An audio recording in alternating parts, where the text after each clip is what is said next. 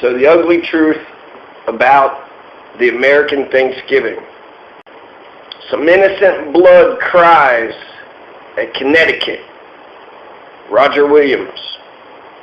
Jamestown, Virginia was settled 1607, and the English started bringing African slaves into Jamestown in 1619. The European colonies in New England were new at the time. The original settlements had been founded in the 1620s. By 1636, the Dutch had fortified their trading post, and the English had built a trading fort at Saybrook. English Puritans from the Massachusetts Bay and Plymouth colonies settled at the then four recently established river towns of Windsor, Wethersfield, Hartford, and Springfield. So the 1600s, this is a time before the American, Haiti, and French revolutions. This is a time before the Enlightenment era and before the scientific revolution. It was a time before table knives were even invented. It was a time of exploration, scurvy, smallpox, malaria, cholera, exploitation, colonizing, and beaver pelts. Wopig Wooit was a sachem of the Pequot. Wopig Wooit in Tattagham's main village was the Mystic River Fort in Groton, Connecticut. Both Wopig Wooit and Tattagham were born at that Pequot Mystic River Fort. So the Grand Sachem Wopig Wooit died in 1631, and then Thxgvn became the next Grand Pequot Sachem, but he was assassinated in 1634 by a Dutch trader, Jacob Jacques. The personal rivalry between Sassacus and his son-in-law Uncas happened because both of them had been sub-sachems, and both had expected to succeed Thxgvn as the head chief of the Pequot. Rather than uniting to destroy the new English trading post on the Connecticut, the Pequot instead split into pro-Dutch and pro-English factions. Political divisions between the Pequot and Mohegan widened as they aligned with different trade sources, the Mohegan with the English and the Pequot with the Dutch. Sassacus traded with the Dutch. Uncas developed alliances with the English. Uncas broke away from the Pequot and led his followers west of the Thames River and settled at Shantok, the ancestral land of his fathers. Other Pequot and Matabesic Indians soon joined Uncas. They adopted the tribe's original name, Mohegan, meaning wolf people. Even though Uncas broke away from the Pequot tribe still numbered around 3,000. So throughout history, we've seen lots of false flags. You had Hitler and the Reichstag. The Spanish-American War had the lie about the bombing of the USS Maine. Mexican-American War had Polk's lie about the Mexican invasion. The Vietnam War and the lie about the incident at the Gulf of Tonkin. The Iraq War, the lie about the weapons of mass destruction. All these American wars were based on lies, and the Pequot War was no different. Shortly after Thxgvn, the chief of the Pequot was assassinated by Jacob Jacques Ellikins, the Western Neantic Indians, a tributary tribe of the Pequot, which means they were responsible to the Pequot, but weren't the Pequot themselves. The Western Neantics were the ones who killed John Stone and his crew in May 1634 on the Connecticut River because John Stone tried to kidnap the Western Neantics, enslave them, and then sell them as slaves. So eventually the English turned the murder of John Stone against the Pequot, even though the English themselves didn't even like John Stone, nor did the Pequot even kill him. It was the Western Neantics. John Stone was a scurrilous English smuggler, a privateer, a fucking pirate. John Stone was a fucking pirate, and he was a slave trader. John Stone was a goddamn slave trading pirate. Went from the Caribbean, the West Indies, back to the East Coast colonies, Jamestown, selling slaves. John Stone was banished from Boston not too long ago before he got killed for lewd and immoral conduct, drunkenness and adultery, and for piracy. John Stone tried to commandeer a ship. He tried to steal a Plymouth ship. When he failed, he still needed to make some money, so John Stone stopped at the mouth of the Connecticut River on the way to Virginia and captured some Western Neantic women and children to sell as slaves in Jamestown. Those Indians happened to be Western Neantics. Some of their friends came and helped. The Western Neantics on the ship rebelled, and their buddies, and all of them killed John Stone and all the 9 Englishmen aboard John Stone's ship. So John Stone deserved to die. John Stone was a criminal. He was a bad person. The English blamed the Pequot instead, even though they didn't even do it. The Pequot were a convenient scapegoat. So the Pequot chief, Thxgvn, he tried to smooth over the relations in an effort to prevent further hostility. Thxgvn negotiated a peace settlement with the Massachusetts Bay Colony. The English, however, insisted that the Pequot deliver up the Western Neantic warriors responsible for the goddamn criminal, slave-stealing, slave-trading, ship-stealing pirate, John Stone. Thxgvn, not being responsible for the Western Neantics, refused to do so. O daughter of Babylon, doomed to be destroyed, blessed shall he be who repays you with what you have done to us. Blessed shall he be who takes your babies and dashes them against the rock. Psalm 137, verse 8 to 9. In the summer of 1636, members of a Narragansett tributary tribe killed Captain John Oldman, a Boston trader. John Oldman was killed when the Indians of Block Island killed him. The Indians of Block Island were allies of the Eastern Neantic, who were in turn allies of the Narragansett. Richard Mather, in a sermon delivered in Boston, denounced the Pequot as the accursed seeds of Canaan, in effect turning the confrontation in Connecticut into a holy war.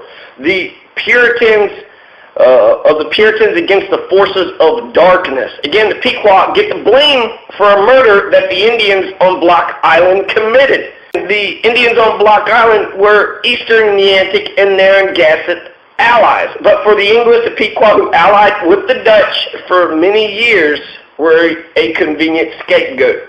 Massachusetts, without bothering to consult the colonists in Connecticut, sent 90 men under the command of John Endicott of Boston to Block Island in August with orders to kill every man and take the women and children prisoners.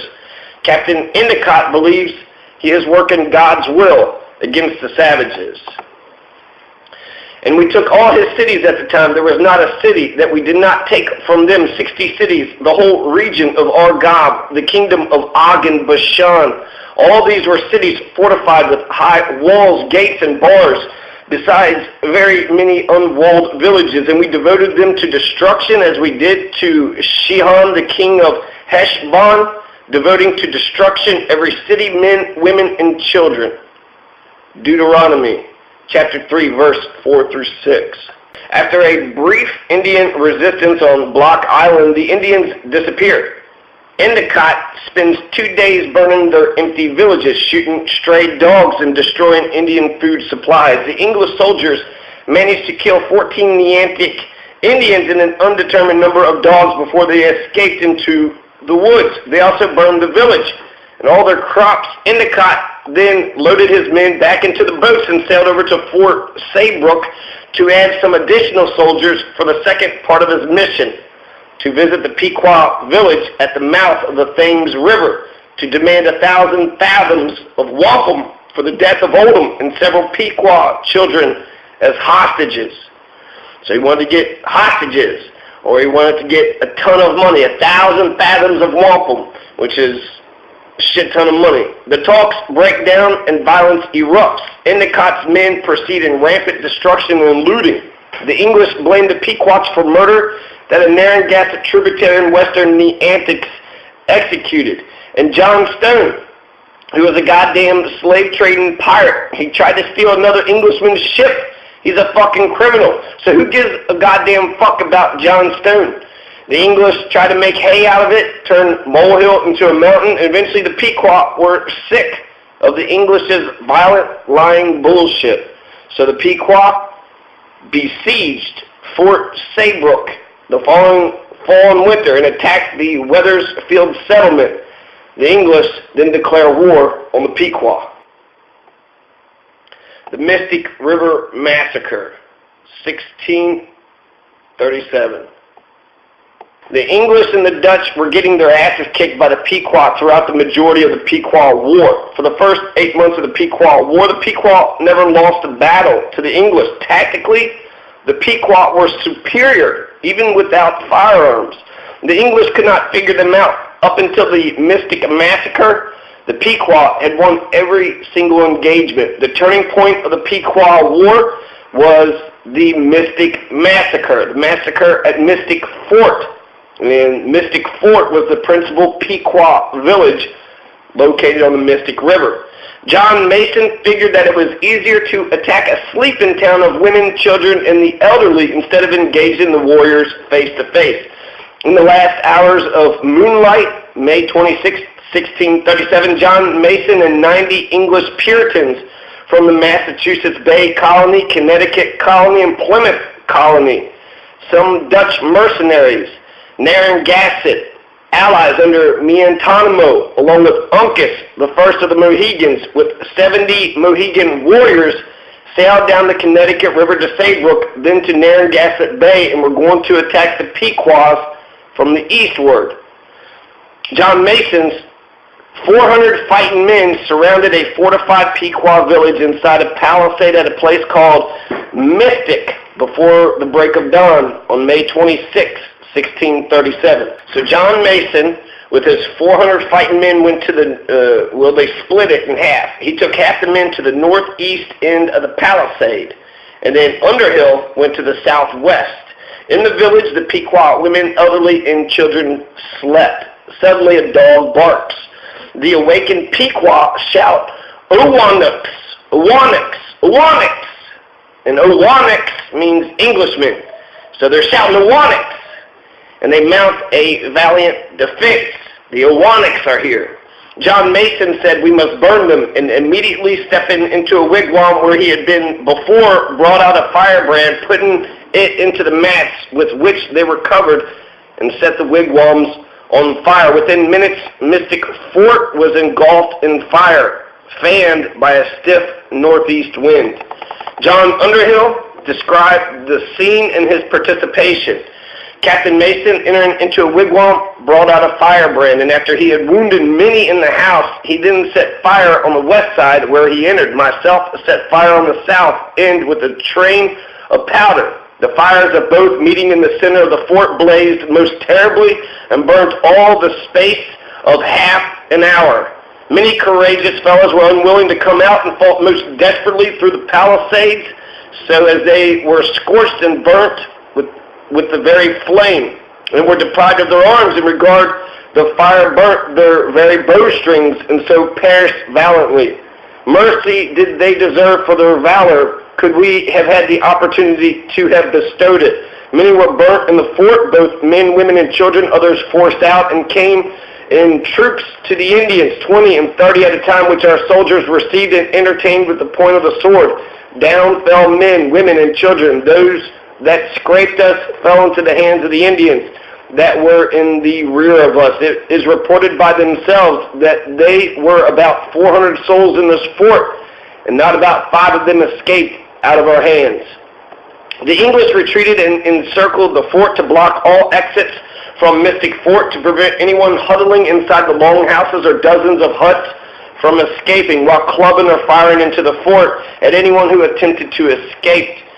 It was like shooting fish in a barrel.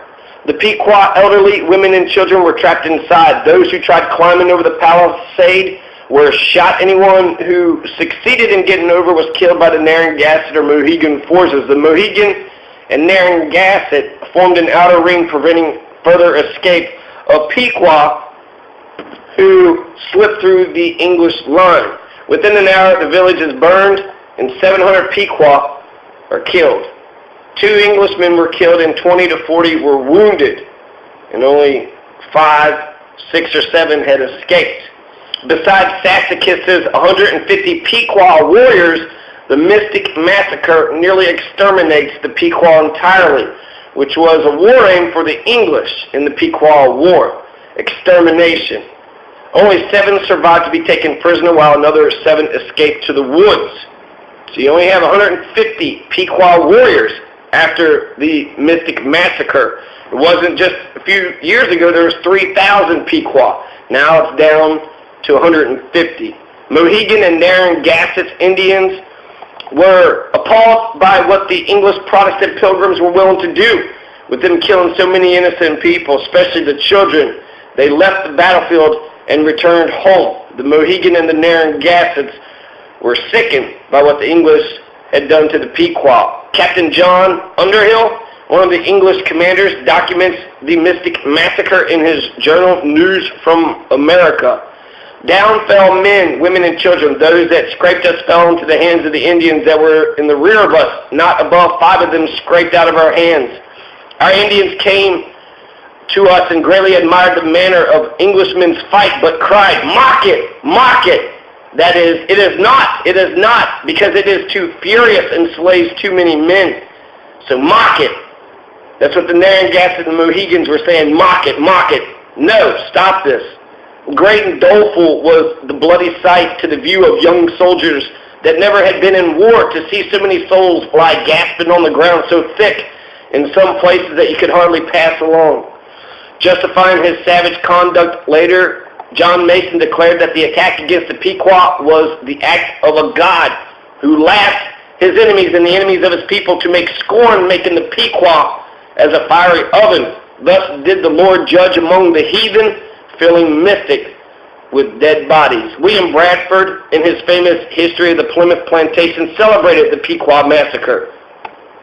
Those that scraped the fire were slain with the sword, some hewed to pieces, others run through with their rapiers, so as they were quickly dispatched, and very few escaped. It was conceived they thus destroyed about 400 at the time. It was a fearful sight to see them thus frying in the fryer, and the streams of blood quenching the same, and horrible was the stink and scent thereof. But the victory seemed a sweet sacrifice, and they gave the prayers thereof to God, who had wrought so wonderfully for them, thus to enclose their enemies in their hands, and give them so speedy a victory over so proud and insulting an enemy.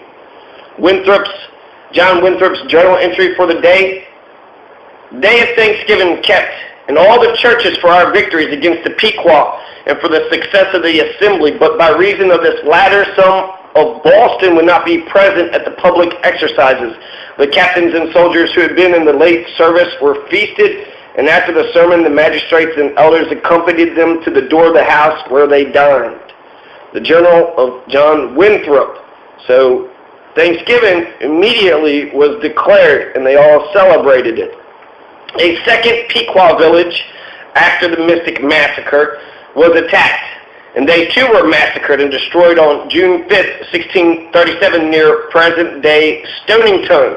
And a third Pequot village was attacked, massacred, and destroyed on July 28th, 1637, near present-day Fairfield. So attacking the homes, terrorism, attacking civilians for political ends became routine. It became systemic. It became institutionalized. Total numbers of Mohegan, River Indian, and Narragansett casualties are unknown, but one account identified 40 native casualties, and another described several Narragansett killed by the English who mistook them for Pequot.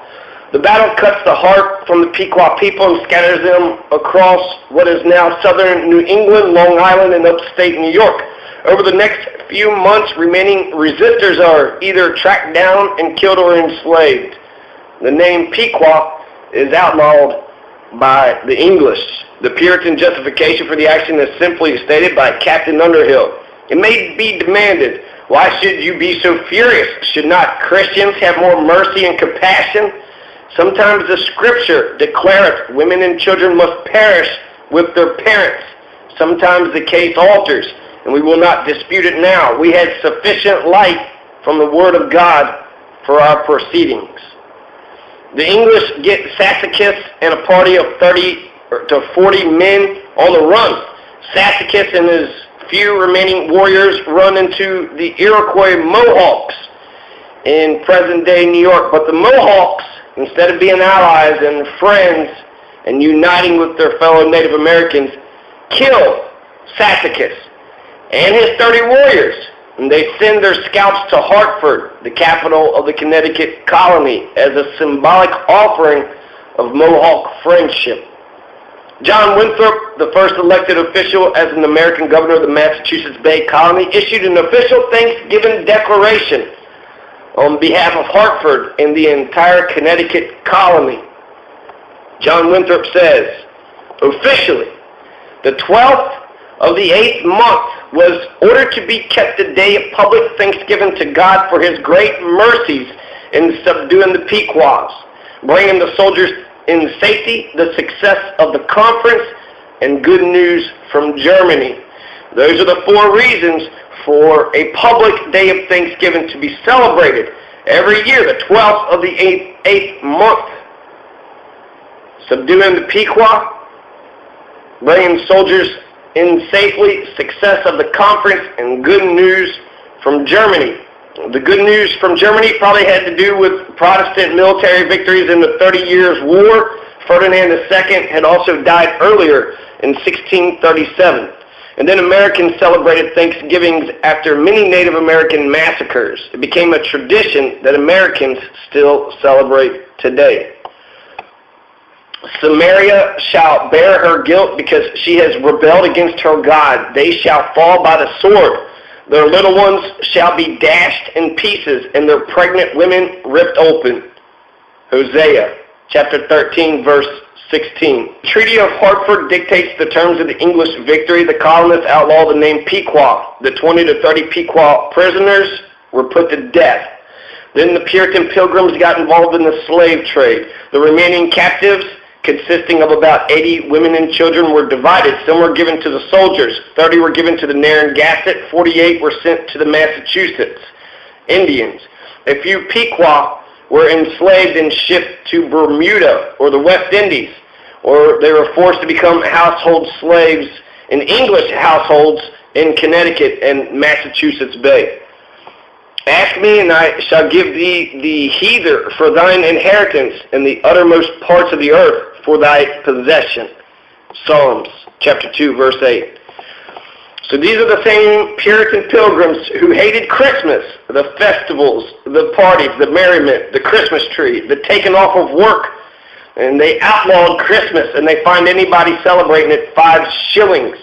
The Puritan pilgrims also hung 20, mostly women, they had considered to be witches in Salem, Massachusetts, in the Salem witch trials.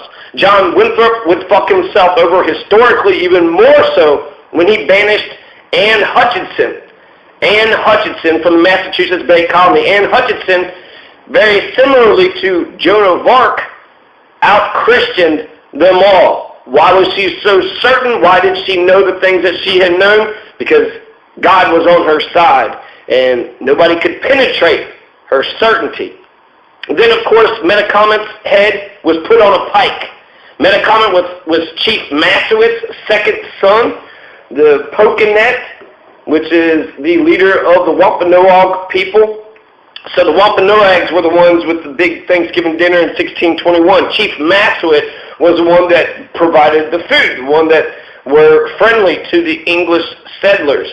But Chief Massasoit's second son, the first son, was probably poisoned.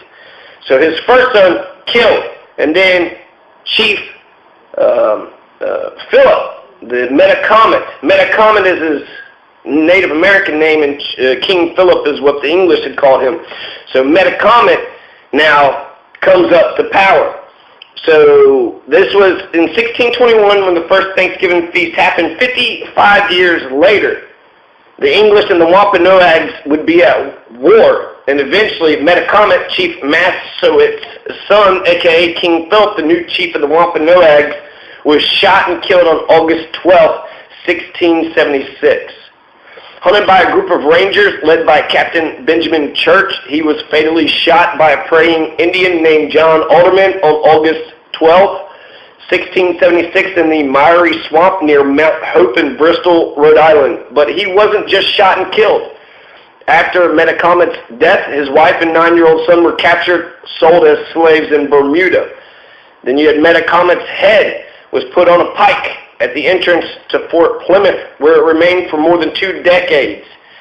Metacomet's body was cut into quarters and hung in trees. John Alderman, the Christian, the praying Indian who killed Metacomet, was given Metacomet's right hand as a reward. So that's what happened to the original Wampanoag people. You had a nice, friendly Thanksgiving festival, lots, fall festival, business party, whatever you want to call it. Not Thanksgiving. There was no turkeys, no declaration of thanks. They declared Thanksgiving for lots of things, but they didn't say that that day was Thanksgiving. But even if you were to take that myth, that imagery, and carry it forward, the Wampanoag people were wiped out. The first son of the chief Massasoit was poisoned to death, and then the second one was shot, quartered, hung in trees, his head put on a pike, and they kept his head on a pike in the middle of town for 2 decades.